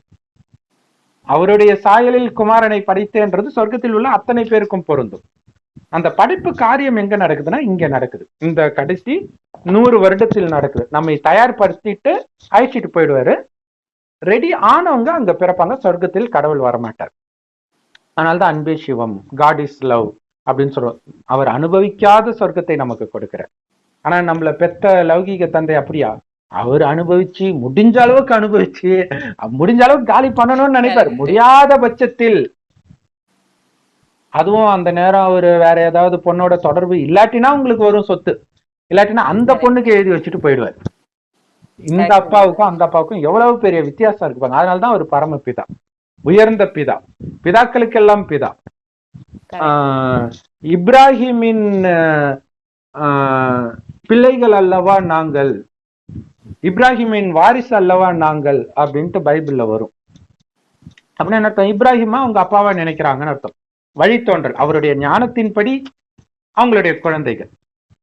ஆனா நாம இப்ராஹிமின் பிள்ளை இல்லை, ஆதாமின் பிள்ளைகள். ஆதாம் தான் ஆதி, ஆரம்பம் இல்லையா? அதுதான் அவரை தான் பிரம்மான்றோம். சோ பிரம்மா மூலமாக மட்டும்தான் கடவுள் வந்து பேசுறார். எதுக்கான ஞானத்தை? சொர்க்கத்திற்கான ஞானத்தை. சொர்க்கத்துல தானே அங்க சொர்க்கத்துல வந்து கொடுக்குற மாதிரி போட்டாங்க ஞானத்தை. ஆனா சொர்க்கத்தில் கொடுக்கல, வேற இடத்துல கொடுத்ததுனாலதான் அங்க வராங்க. சோ அப்படி சொர்க்கத்திற்கான ஞானத்தை ஆதாம் கிட்ட மட்டும்தான் சொல்லப்பட்டதாக பைபிள் குரான்ல இருக்கு. மற்ற இடத்துலலாம் நரகத்தில் எப்படி வாழணும் இப்படியே போயிட்டே இருக்கும். ஆனா அது சொல்றதை கேட்காம மீண்டும் மீண்டும் மக்கள் பாவம் செஞ்சுக்கிட்டே இருப்பாங்க, இன்னும் கீழே போய்கிட்டே இருக்கும். ஸோ கடவுள் ஒருவர் தான், வருவது ஒரு முறை தான். வரும்பொழுது அடையாளம் கண்டுகொள்பவர்கள் சொர்க்கத்திற்கு போவார்கள். மற்றவர்கள் எல்லாம் எந்தெந்த மதத்தை சார்ந்தவர்களோ அந்தந்த மதம் வந்த பிறகே இந்த பூமிக்கு வருவார்கள். ஸோ எல்லா மதங்களும் நரகத்தில் தான் தோன்றுகிறது. சொர்க்கத்தில் எந்த மதமும் இருக்காது, தேவதைகள் மட்டுமே இருப்பாங்க. சரிங்க, அடுத்த இது படிங்க. 140 140 தானே பிரதர்? ஆமா, 140. அல்லது நிச்சயமாக இப்ராஹிமும் இஸ்மாயிலும் இஸ்காக்கும் யகூப்பும் இவர்களுடைய சந்ததிகளும் யூதர்களாக அல்லது கிறிஸ்தவர்களாக இருந்தார்கள் என நீங்கள் கூறுகிறீர்களா? இதை நன்கறிந்திருப்பது நீங்களா அல்லது அல்லாவா என்று நீர் கேட்பீராக. அன்றியும் அல்லாவிடம் இருந்து தன்னிடம் இருக்கும் சாட்சியத்தை மறைப்பவனை விட மிகப்பெரிய அநியாயக்காரன் யார்? நீங்கள் செய்பவைகளை பற்றி அல்லாஹ் பராமுகமானவன் அல்லர். பாராமுகம், நீங்க சொல்றத கண்டுக்காம விடுறவர் கிடையாது அப்படின்னு சொல்றாங்க. ஸோ இப்ப என்ன அப்படின்னா, இவங்க கிறிஸ்தவர்களாகட்டும் யூதர்களாகட்டும் எல்லாருமே இப்ராஹிம் இஸ்மாயில் இவங்களெல்லாம் ஃபாலோ பண்றவங்க தான். அப்ப இவங்களாம் என்ன கிறிஸ்டினா, இவங்களாம் யூதர்களா, உங்களுக்கு தெரியுமா அல்லது அல்லாவுக்கு தெரியுமா அப்படின்னு கேட்குறாங்க. ஸோ அதே மாதிரி முஸ்லீம்கள் சொல்லுவாங்க, முதல்ல தோன்றது முஸ்லீம் மதம் தான், ஏன்னா ஆதாமே வந்து முஸ்லீம் தான் அப்படின்னாங்க. ஸோ இவங்க என்ன தப்பு பண்றாங்களோ அதே தான் அவங்களும் பண்றாங்க. இவங்க எப்படி இப்ராஹிம் சொந்தம் கொண்டாடுறாங்களோ அது மாதிரி அவங்க ஆதாமையே சொந்தம் கொண்டாடுறாங்க. ஸோ அதுதான். ஆனால் ஆதாம் முதல் முஸ்லீம்னு சொன்னாலும் அவங்க முகமது நபின்னு சொல்ற ஞானத்தை தான் எடுத்துக்கிறாங்க. நிறைய பேர் சொல்றாங்க நாங்க எல்லாத்தையும் எடுத்துக்கிறோம் அப்படின்னா. எப்படி எல்லாத்தையும் எடுத்துக்க முடியும்? முதல்ல வந்து பல்லுக்கு பல் கண்ணுக்கு கண் இந்த மாதிரி தான் ஆரம்பத்துல இருக்கிறவங்க சொல்லியிருப்பாங்க. இயேசு கிறிஸ்து ஒரு கணத்தை இருந்தால் மறு கணத்தை காட்டுன்றார். எப்படி நீங்க ரெண்டுத்தையும் ஒன்னா ஃபாலோ பண்ண முடியும்? இல்லையா? சினிமா வயது சினிமாவில காட்டுவாங்க, அப்படியே ஒரு பொண்ணு வந்து ஒரு ஒரு பொண்ணை போய் காப்பாத்துவார், இன்னொரு பக்கம் இன்னொரு பொண்ணு கிட்ட இவரே தப்பா நடந்துக்குவார். ஹீரோயிசம் பாக்குறவங்க ஒண்ணுமே புரியாது, என்னடா அங்க அப்படி நடந்துக்கிறான் இங்க இப்படி நடந்துக்கிறான்ட்டு. ரெண்டு எக்ஸ்ட்ரீமா இருக்குது இல்லையா? இல்ல பிரதர், இப்ப டிஃபரன்ஸ் கூட தெரியறது இல்ல. ஹீரோ எது பண்ணாலும் அது சரிங்கிற மாதிரி சரின்னு ஆயிடுச்சு. சோ அதே மாதிரியே மதத்தையும் அணுக ஆரம்பிச்சுட்டாங்க. அதுவும் ஒண்ணுதான் இதுவும் ஒண்ணுதான், எப்படி ஒன்னா இருக்க முடியும்? அதனாலதான் இயேசுக்கு பிரச்சனையே வந்தது. நீ பழையதெல்லாம் பொய்ன்னு சொல்றியா? அவர் யுக்தியாக இல்ல, நான் மெய்ப்பிக்க வந்தேன்னு சொன்னார். ஆனா என்ன மெய்ப்பிச்சாருன்னா எதையுமே மெய்ப்பிக்கல. அதுதான் விஷயம். நம்ம தான் மெய்ப்பிக்கிறோம், இது இதுக்கு இந்த அர்த்தம் அப்படின்ட்டு. சரி, இப்ப அல்லாவிடம் இருந்து வந்துள்ள தன்னிடம் இருக்கும் சாட்சியத்தை மறைப்பவனை விட மிகப்பெரிய அநியாயக்காரன் யார்? அதனாலதான் அதை நாம வெளிப்படுத்துறோம்.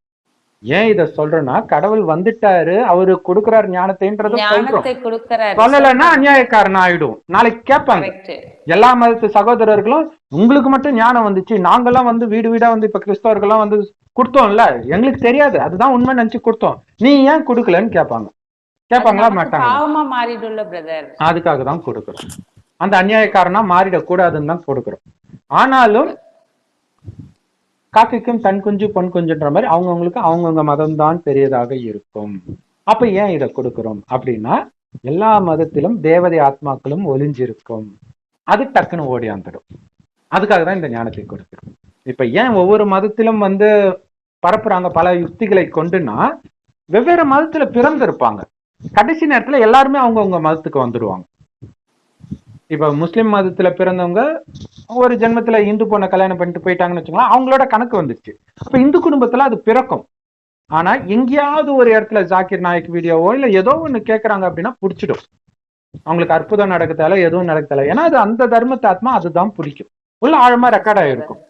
அது மாதிரி சொர்க்கத்தில் இருந்தவர்களுக்கு மட்டுமே கடவுளுடைய ஞானம் பிடிக்கும், கடவுளுடைய ஞானம் மட்டுமே பிடிக்கும், கடவுள்கிட்ட நேரடியா கேட்கறது மட்டுமே பிடிக்கும். அதுதான் இங்க விஷயமே. சோ அப்ப யோசிச்சு பாருங்களேன், இயேசு ஒன்னும் கடவுளுடைய செய்தி எடுத்துட்டு வரல. எடுத்துட்டு வந்தா என்ன செய்தி எடுத்து வந்தார் சொல்லுங்க? எந்த இறை தூதர்னு சொல்லிக்கிறாங்களே அவங்க என்ன செய்தி எடுத்துட்டு வந்தாங்க? இங்க நம்ம சொல்றோம்ல, சொர்க்கத்துல காமம் இருக்காது, காரணம் ஆத்ம உணர்வுல இருந்தாங்க, மீண்டும் ஆத்ம உணர்வுக்கு வாங்க, அதுக்கு இறைவனை நினைவு செய்யுங்க, இவ்வளவுதான் செய்தி நாம கொடுக்கிறோம். மற்றவர்கள் என்ன செய்தி எடுத்துட்டு வந்தாங்கன்னு அவங்க இறை தூதர்கள் ஆனாங்க. இயேசு உங்க பாவத்தை கழுவினார், அப்ப நான் என்ன பாவம்னாலும் பண்ணலாமா? எப்ப கழுவினாரு? நான் இப்பதான் பாவம் செய்யறேன், இதுக்கு முன்னாடியே கழுவிட்டாரு அவரு. இந்த மாதிரி தான் இருக்கும். இது வந்து முஸ்லீம்களுக்கே கேட்கும்போது ஆமா இது காமெடியா இருக்குதுவாங்க. அதே மாதிரி முஸ்லீம்கள் பேசுறது மற்றவங்களுக்கு அப்படி இருக்கும், அவங்களுக்கும் அது தெரியாது. அதுதான் அந்த தர்மம், அதை மீறி அவங்களால யோசிக்க முடியாது. இது நாடகத்தில் அப்படித்தான் பதிவாகி இருக்கு, நாம ஒன்றும் பண்ண முடியாது. இருந்தாலும் இறைவனுடைய ஞானத்தை கொடுக்க வேண்டியது நம்முடைய கடமை. எல்லோருக்கும் கொடுங்க. கிறிஸ்தவர்கள் எப்படி வீடு வீடா கொடுக்குறாங்க அதே மாதிரி நீங்களும் ஃபாலோ பண்ணுங்க அப்படின்னு கடவுள் சொல்றார். சரி, நீங்கள் செய்பவர்களை பற்றி அல்லாஹ்விற்கு தெரியும் இல்லையா? நீங்க கொடுக்குற அந்த செய்தி கொடுக்குறீங்களா, அல்லது சே நமக்கு எதுக்கு இந்த வேலை சொன்னா அவங்க என்ன கேட்கவா போறாங்க, மாறவா போறாங்க, அவங்கெல்லாம் வந்து மாறவே மாட்டாங்க, இப்படி முத்திரை குத்துவாங்க. அதாவது அவங்க மாறுறதும் மாறாதும் நமக்கு முக்கியம் இல்ல. நம்ம வந்துட்டு நம்மளுடைய கொடுக்கணும். அதுக்குதான் கடவுள் சொல்றாரு, ஆத்மாவை பாரு, உடம்பு பார்த்தா தானே உனக்கு இந்து கிறிஸ்டின் முஸ்லீம்னு தெரியுது, ஆத்மா உன்னுடைய சகோதரன் தானே. அதனாலதான் முஸ்லீம்கள் ஆத்மா பாய் பாய்ன்னு சொல்றது. பாய்னா சகோதரன். அப்ப எல்லாருக்கும் ஒரே அப்பா இருக்கணும், அதுதான் கடவுள். சோ அப்ப நீ ஆத்மாவை பார்க்கும்போது என் அப்பாவுடைய குழந்தை அறியாமையில மாட்டிக்கிட்டு இருக்குது, கருணையோட கொடு. சில குழந்தை தள்ளிடும், எனக்கு தேவையில்ல போ அப்படின்னும். அதுக்கு நம்ம என்ன பண்ண முடியும்? நீ கருணையோட கொடு, கொடுக்காமலே அது தள்ளிடும் நீ ஏன் நினைக்காத. இது பைபிள்லயும் இருக்கு. நீ ஏன் நியாயம் தீர்க்காத, நீ கொடு, அது தள்ளிச்சுன்னா பரவாயில்ல, அதுக்கப்புறம் நீ எதுவும் கொடுக்க தேவையில்ல, ஆனா கொடுக்க ட்ரை பண்ணு அப்படின்னு சொல்ற. சூப்பர். 141. மேற்கூறப்பட்ட நபிமார்களை கொண்ட அது ஒரு சமூகம் திட்டமாக அது சென்று விட்டது. அது சம்பாதித்தது அதற்கே, நீங்கள் சம்பாதித்தவை உங்களுக்கே. அவர்கள் என்ன செய்து கொண்டிருந்தார்கள் என்று நீங்கள் கேட்கப்படவும் மாட்டீர்கள். ஸோ இது வந்து அடிக்கடி ரிப்பீட் ஆகும். இந்த லைன் ஏற்கனவே ரிப்பீட் ஆகி இருக்குது, இன்னும் நிறைய தடவை ரிப்பீட் ஆகும். ஸோ ஒவ்வொரு நபிகளும் வந்து வெவ்வேறு வழி சொன்னாங்களே, நாங்க எதை ஃபாலோ பண்றது? கடவுள் சொல்றாரு, நான் உனக்கு வழி சொல்றேன்ல, அதை நீ ஃபாலோ பண்ணு. மற்றவர்களை பத்தி நான் உங்ககிட்ட கேட்க போறது கிடையாது இல்லையா? அவங்க என்ன பண்ண, அவங்களும் அடுத்தடுத்த ஜென்மம் எடுத்து வந்து ஞானத்தை எடுக்கலாம், எடுக்காம போகலாம், அது வேற. மொத்தத்தில் உன்னுடைய தவறு மட்டுமே உன்னிடம் விசாரிக்கப்படும். ஒருத்தன் எனக்கு தப்பு செஞ்சதுனால நான் உனக்கு துக்கம் கொடுத்தேன், அத பத்தி எனக்கு கவலை இல்லை. நீ துக்கம் கொடுத்தியா இல்லையா, நீ துக்கம் கொடுத்தது தவறு, அவ்வளவுதான். அவன் கொடுத்தான்றதுக்கு அது அவன் கணக்குல சேர்ந்துருச்சு, அவங்க கிட்ட நான் அதை விசாரிச்சுக்கிறேன்.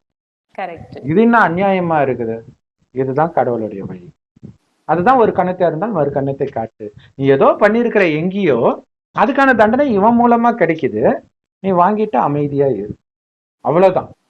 மத்ததெல்லாம் நான் பாத்துக்கிறேன் அப்படின்னு சொல்ற. இப்ப இன்னும் ஒரு விஷயம் பாத்தீங்கன்னா, ஆரம்பத்துல முதல் கொலையே பாத்தீங்கன்னா இப்ராஹிமுடைய குழந்தை, ஆதாமுடைய குழந்தைங்க தான் கொலை பண்ணிக்குவாங்க. ஒருத்தருடைய உணவை வந்து கடவுள் ஏத்துக்குவார், இன்னொருத்தருக்கு ஏத்துக்க மாட்டார். ஏன்னா ஒருத்தருடைய மனம் சுத்தமா இருக்குது, இன்னொருத்தருடைய சுத்தமா இல்லை. இதனால இவனுக்கு ஒரு வெறுப்பு வந்துடும். அதனால யாருடைய உணவை கடவுள் ஏத்துக்கிட்டாரோ அவனை கொலை பண்ணிடுவான். இப்ப கடவுள் சொல்றாரு, நீ ஏன் கொலை பண்ண, உனக்கு வந்து ரத்தப்பழி வந்துடுச்சு அப்படின்னு சொல்றாரு. இப்ப இவன் பண்ணதுதான் தப்பு, கொலை பண்ணிட்டான் இல்லையா? நல்லவனை தான் கொலை பண்ணியிருக்கிறான். சோ இவனுக்கு அது ரத்தப்பழி வந்தது, இவன் கஷ்டப்பட போறான், அதெல்லாம் ஓகே. ஆனா இப்ப சொல்றான், என்னை வந்து யாராவது கொலை பண்ணிட்டா என்ன பண்றது? கடவுள் சொல்றாரு, இல்ல, உன்னை நான் பாதுகாக்கிறேன். நீ கஷ்டப்படுவ, ஆனா உன்னை மற்றவர்கள் கொலை பண்ண மாட்டாங்க, நான் கேரண்டி. இதை எதுக்கு சொல்ல வரேன்னா, கொலை பண்றவனுக்கே கடவுள் வந்து முடிஞ்ச அளவுக்கு கருணை காட்ட ட்ரை பண்றேன், முடிந்த அளவு இருக்கு. அப்படி இருக்கும்போது இன்னைக்கு நிறைய இடங்கள்ல மதத்தினால, இனத்தினால, மொழியினால, இது இல்லாம கற்பழிப்பு கேஸ் இதெல்லாம் நடக்குதுன்னா, கடவுள் எத்தனை தடவை மன்னித்து விட்டு வேற வழியே இல்லைன்ற நிலைமையில் இந்த தண்டனை அடைஞ்சிருப்பாங்கன்னு யோசிச்சுப்பாரு. அதை நம்ம யோசிக்க மாட்டோம். அதுதான் அங்க விஷயமே. கடவுள் அநியாயக்காரர் கிடையாது, அவருக்கு தெரியும், நமக்கு தெரியாதது இல்லையா? முன் ஜென்மத்துல எல்லாம் என்ன பண்ணிச்சு அந்த ஆத்மான்னு கடவுளுக்கு தெரியும், நமக்கு தெரியாது. அவர் அதுல தலையிடுறதும் கிடையாது. முடிஞ்ச அளவுக்கு சின்ன சின்ன தண்டனை கொடுத்து காப்பாற்ற ட்ரை பண்ணுவார். அந்த தண்டனையை அடைஞ்சும் நிறைய பேர் பாத்தீங்கன்னா ஜெயிலுக்கு போயிட்டு வந்து இன்னும் தப்பு தான் பண்ணுவான். அப்ப என்ன பண்ற, ஒரு சிலர் மாறிடுவாங்க, மீண்டும் மீண்டும் தப்பே பண்ணிட்டு இருந்தா அந்த நேரத்தில் தான் கொடூரமான தண்டனை எல்லாம் கொடுக்கப்படும். சரி, அதனால நீங்க செஞ்சதுக்கான பாவம் மட்டுமே, அதற்கான கேள்வி மட்டுமே உங்களுக்கு கேட்கப்படும். உங்களுக்கு முன்னாடி இருந்தவங்க பண்ணது, அவங்க அப்படி பண்ணாங்களே, இவங்க பண்ணாங்களே, அது தேவையில்லை. உனக்கு நான் இப்ப வழி சொல்றேன். கடவுள் வந்திருக்கிறாருன்னு நம்புறல்ல, அவர் சொல்றாருன்னு உனக்கு தெரியுது இல்ல, இதுதான் சரின்னு தெரியுது இல்ல, அப்புறம் எதுக்கு அவங்க சொன்னாங்க நீ எதுக்கு பண்ணிட்டு இருக்கிற? ஏன்னா உன் இச்சைக்கு அது தீனி போடுது. அப்ப அப்ப நீ நான் சொல்வதை கேட்கும் வரைதான் நான் உனக்கு பாதுகாப்பு, இல்லை என்றால் நான் பாதுகாப்பு இல்லை அப்படின்னு கடவுள் சொல்றாரு. ஓகே, நெக்ஸ்ட், நபியே முஸ்லிம்களாகிய அவர்கள் முன்னர் எதன் மீது இருந்தனரோ அத்தகைய அவர்களது கிப்லாவை விட்டு அவர்களை திருப்பி விட்டது எது என மனிதர்களில் மடையர்கள் கூறுவர். அதற்கு நீர் கூறும் கிழக்கும் மேற்கும் அல்லாவிற்கே உரியன. அவன் நாடியவர்களை நேரான வழியில் செலுத்துவான். ஏன்னா இது ஆக்சுவலா முஸ்லீம்னு இல்லை, எல்லா மதத்துக்குமே பொருந்தும். வேற ஏதோ ஒரு வழியை ஃபாலோ, ஆரம்பத்துல இந்து மதம் இருக்கு, இந்து மதமும் இல்லை தேவதை தர்மம் இருக்கு, அது இந்துவாக மாறுது. அப்ப அதுல இருந்துதான் மற்ற மதங்களே வருது. அப்ப இதுக்கு முன்னாடி ஒண்ணுத்துல இருந்தாங்களே, அதுல இருந்து அவங்களை யார் திருப்பி விட்டது அப்படின்னு மடையர்கள் தான் கூறுவாங்க. நீங்க சொல்லுங்க, கிழக்கும் மேற்கும் அல்லாவிற்கே உரியன, அவன் நாடியவர்களை நேரான வழியில் செலுத்துவான் அப்படின்னு சொல்றது. இதுல வந்து நம்ம ஞானத்தை வச்சு சொல்லவே முடியாது. ஸோ இதுல ஆனா நம்ம ஞானத்தை வச்சு ஒரு விஷயம் சொல்லலாம். என்ன சொல்லலாம்னா, நிறைய பேர் நினைச்சுக்கிறாங்க முஸ்லிம்கள்லாம் வந்து மதம் மாறியவர்கள். ஒருத்தர் கூட மதம் மாறாதவர்கள் கிடையாது. ஏன்னா அதுக்கு முன்னாடி வேற மதம் இருந்திருக்கும் தானே, அதை வச்சு சொல்றாங்க. அப்படின்னா எதை பாக்குறாங்க? உடம்ப பாக்குறாங்க. ஆனா அவங்களுக்கு தெரியாத விஷயம் என்ன அப்படின்னா, முஸ்லிம் ஆத்மா சொர்க்கத்தில் தேவதைகள் இருக்கும்போது முஸ்லிம் ஆத்மாக்கள் மேலேயே இருக்கும், கடவுள் கூடயே இருக்கும். கிறிஸ்தவ ஆத்மாக்கள் கடவுள் கூடயே இருக்கும், சீக்கிய ஆத்மாக்கள் கடவுள் கூடயே இருக்கும், கீழே வராது.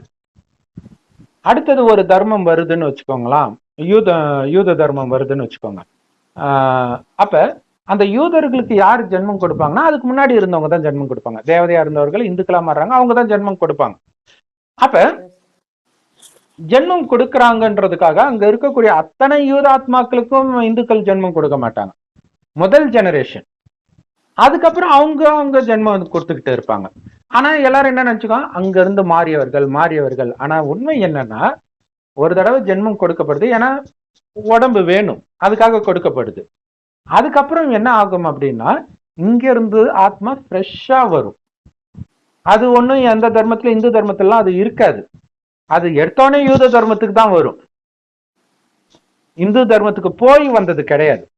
அதே மாதிரி கிறிஸ்தவ தர்ம ஆத்மா பாத்தீங்கன்னா, ஃபர்ஸ்ட் ஜெனரேஷன் மட்டும் அதுக்கு முன்னாடி இருந்த தர்மம் ஜென்மம் கொடுப்பாங்க.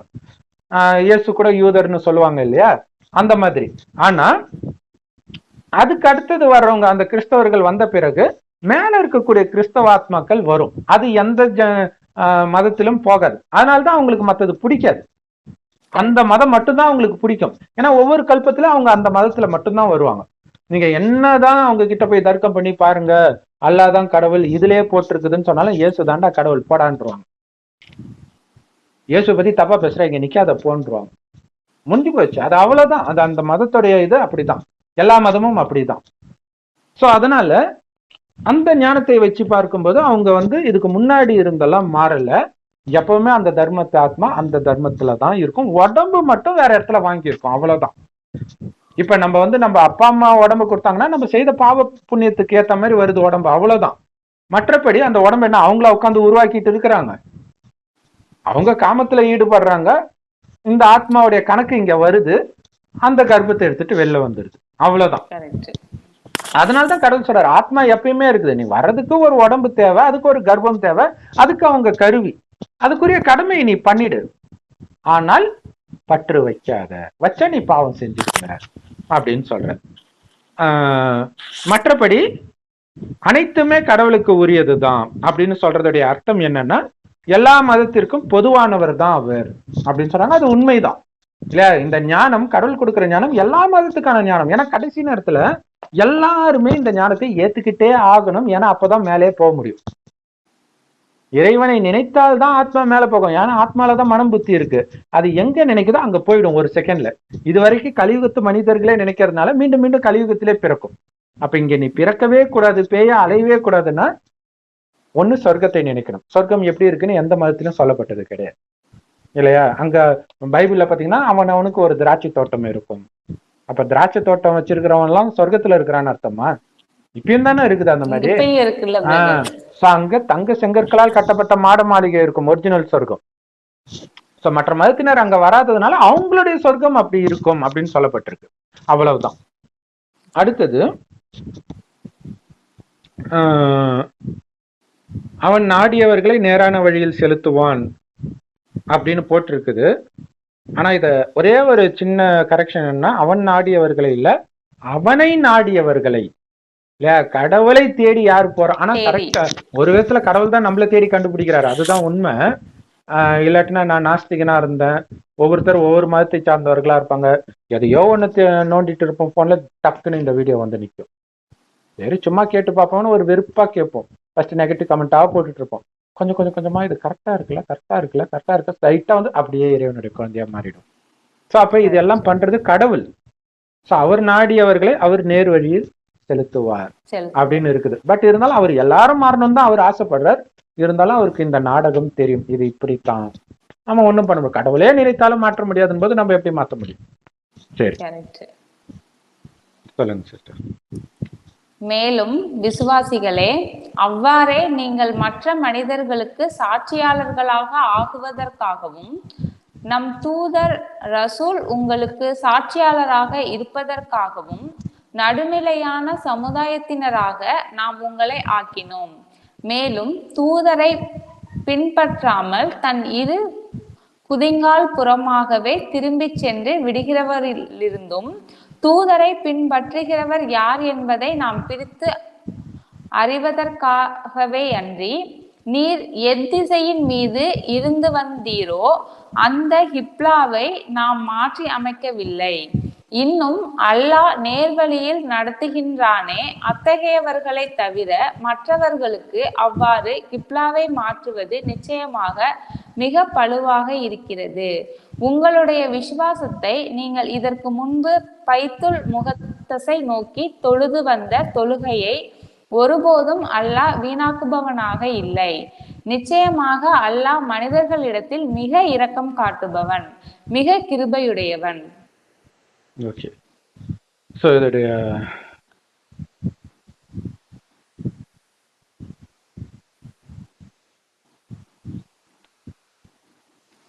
ஸோ இது பார்த்தீங்கன்னா கிறிஸ்தவ பாஷையில் பார்த்தீங்கன்னா இந்த சாட்சி சொல்றதுன்றது இன்னை வரைக்கும் இருக்குது. கர்த்தர் என் வாழ்வில் இந்த அற்புதத்தை பண்ணார், இப்படி பண்ணார், அப்படி பண்ணாருன்ட்டு. ஸோ அந்த மாதிரி மற்ற மனிதர்களுக்கு நீங்க சாட்சியா ஆகிறதுக்கும் ரசூல் உங்களுக்கு சாட்சியாளராக இருப்பதற்காகவும் இல்லையா, நடுநிலையான சமுதாயத்தினராக நாம் உங்களை ஆக்கினோம். இப்போ இதுல பாத்தீங்கன்னா இது குரானை பொறுத்த வரைக்கும் இதுவரைக்கும் நான் படிச்ச வரைக்கும் இவ்வளவு நேரம்லாம் நீங்க பைபிள்ல படிச்சீங்கன்னா பல தலை உருண்டு இருக்கும் அந்த பழைய ஏற்பாட்டுல. இங்க எதுவுமே அந்த மாதிரி இல்லவே இல்லை. அதுதான் ஆச்சரியமா இருக்குது. அப்ப நம்ம வெளியில பாக்குற விஷயங்கள் வேறையா இருக்குது, உண்மையிலே குரான்ல இருக்கிறது வேறையா இருக்குது. ஏன்னா இங்க வந்து ஒரு நடுநிலையாக ஒரு சமாதானமா போறது இதை பற்றியே தான் பேசிட்டு இருக்குது. ஸோ இதை வந்து ஒரு முஸ்லிம் சகோதரர் சொல்லுவார். என்ன சொல்லுவாருன்னா, Islam is the best religion with worst practitioners அப்படின்னு சொல்லுவார். சிறந்த மதம் இது, ஆனா அதை பின்பற்றுபவர்கள் ரொம்ப மோசமா பின்பற்றுறாங்க, அதாவது தவறா பின்பற்றுறாங்க அப்படின்னு சொல்றாங்க. ஸோ அதுதான் உண்மையா இருக்குமோ அப்படின்னு தான் தோணுது. ஏன்னா இதுல பாத்தீங்கன்னா நடுநிலை அங்க வந்து வேற மாதிரி இருக்கும். பழைய ஏற்பாடுலாம் நம்ம படிச்சிருக்கிறோம் இல்லையா, இவனை கொலை பண்ணு அவனை கொலை பண்ணு இப்படியே இருக்கும். அதை 4 நாள் படிச்சோன்னா நம்மளே கத்தி எடுத்துட்டு போயிடும் போல இருக்குது, அப்படி இருக்கும். இதுல பாத்தீங்கன்னா அப்படி இல்லை. மனிதர்களுக்கு வந்து அத்தாட்சியாக இங்க கடவுள் வராருன்றதுக்கு அத்தாட்சியாக நீங்களும் நபியும் இருக்கணும் அப்படின்னு சொல்றாரு, நடுநிலையா இருக்கணும்ன்றாரு. ஆனாலும் எல்லாரும் இதை ஃபாலோ பண்ண போறது கிடையாது, நிறைய பேர் விட்டுட்டு போயிடுவாங்க. அதனால நீங்க எங்க இருந்து இங்க வந்தீங்களோ, ஸோ அந்த மதம் முதல்ல மாறுறத பத்தி பேசுறாங்க, வந்தீங்களோ நான் உங்களை மாத்தி அமைக்கல. ஏன்னா நிறைய அது வந்து ஒரு குற்றச்சாட்டு இருக்குது இல்லையா, ஏன் ஒரு சிலருக்கு மட்டும் தனியா பிரிச்சுட்டு வராங்கன்ட்டு. நான் அப்படி மாத்தல, நீங்களா தான் வந்தீங்க. சோ உங்களை நடுநிலையா வச்சேன். உங்களை பார்த்து மற்றவர்கள் அவர்களாகத்தான் வருகிறார்களே தவிர நான் உங்களை பிடிச்சி இழுக்கல. நேர்வழியில நான் அழிச்சிட்டு போறேனே தவிர நீங்க பண்ண பாதையை மாத்துறது மற்றவர்களுக்கு கண்டிப்பாக ஒரு கடினமாகத்தான் அனுபவம் ஆகும் அப்படிங்கிறது. ஸோ இறைவனுடைய ஞானமும் இது முஸ்லிம்கள் சொல்றது. ஸோ அதே மாதிரி பிரம்மகுமாரிகள்லாம் பார்த்தீங்கன்னா காமத்தை விடுறது, கோபத்தை விடுறது, குறிப்பா காமத்தை விடுறது. யாரு தேவதை ஆத்மாவா இருக்கிறாங்களோ அவங்களுக்கு மட்டும்தான் இது ஈஸியா இருக்கும். மற்றவர்களுக்கு உயிரே போனாலும் காமம் இல்லாம இருக்கவே முடியாது, கரிமீன் இல்லாம இருக்கவே முடியாது. இன்னைக்கு உலகம் ஃபுல்லாவே அப்படி மாறிடுச்சு, எல்லா மதத்திலுமே இல்லையா. ஸோ அதுதான் இங்க சொல்லப்படுறது. ஸோ அப்போ உங்களுடைய வழியை மாத்திக்கிட்டு இறைவன் பக்கம் வர்றது மற்றவர்களுக்கு, அதாவது கடவுளின் வழிபடி நடக்காதவர்களுக்கு கண்டிப்பா கஷ்டமா தான் இருக்கும். மற்றபடி நீங்க இதுக்கு முன்னாடி கடவுள் வருவதற்கு முன்னாடி வெவ்வேறு மதத்துல வெவ்வேறு வழி ஃபாலோ பண்ணிருப்பீங்களா, அந்த பலன் வந்து உங்களுக்கு கொடுக்கப்படும், அது வீணா போகாதுன்ற. ஏன்னா பக்தியில் நம்ம பண்ணதுடைய பலன் தான் கடவுளே வர்றது இல்லையா. நீங்க இது வரைக்கும் பக்தியில் நரகத்துல வந்து எல்லா மதத்திலையும் பக்தி பண்ணி இருக்கிறோம், வெவ்வேறு மதத்திலையும். சோ அது என்னன்னா இறைவனை கூப்பிடுறது, அதோடைய பலனா தான் கடவுள் வந்திருக்கிறார். சோ அந்த பலன் கிடைக்குது. ஆனா அதை வீணாக்குறது நீங்க தானே தவிர கடவுள் கிடையாது. கூப்பிட்டீங்க, நான் வந்துட்டேன். எதுக்கு கூப்பிட்டீங்க? கஷ்டத்துல இருந்து விடுவிக்கிறதுக்கு. ஏன் கஷ்டம் வந்துச்சு? தூய்மை இழந்ததுனால. இப்ப தூய்மை ஆகுங்கன்னு சொல்றேன், ஆக மாட்டேன்றீங்க. அப்ப எப்படி கடவுளை வந்து நம்ம பழி போட முடியும் இல்லையா?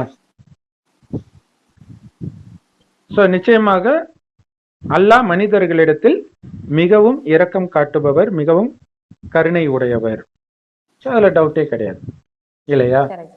ஏன்னா எல்லாருமே பாவிகள் தான் கலியுகத்தின் இறுதியில. அந்த பாவிகளுக்கு தான் ஞானத்தை கொடுக்குறார். அதுலயும் யார் ரொம்ப பாவிகளோ அவங்கதான் இறைவன் ஞானத்தை எடுக்கிறாங்க.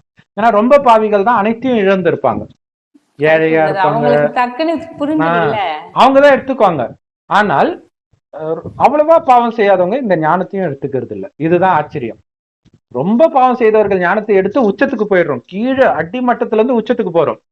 இவங்கெல்லாம் மற்ற மதத்தை சார்ந்தவர்களும் ரொம்ப எல்லாம் கீழே வந்திருக்க மாட்டாங்க. இப்பவும் கிறிஸ்தவ மதம் தான் உலகத்தை ஆளுது, அதுக்கு அடுத்தபடியா முஸ்லிம் மதம் தான் இல்லையா?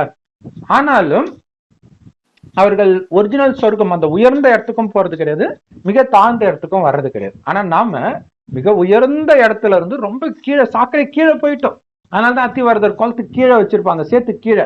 அங்க இருந்து எடுத்து கடவுள் குளிப்பாட்டி மீண்டும் உலக ராஜ்யத்தை கொடுக்கிறார். அது வந்து பைபிள் குரான்ல எல்லா இடத்துலயுமே ரொம்ப ரொம்ப ஏழ்மையில் ரொம்ப எளிமையா இருப்பவன், ரொம்ப பலகீனமா இருக்கிறவன ராஜாவாக்குவார்.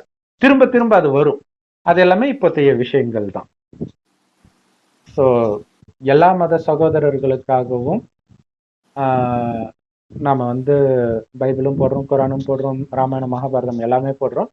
ஸோ இதுக்கு முன்னாடி மற்ற பண்டிகை வந்து வாழ்த்த மறந்துருந்தேன்னா சாரி.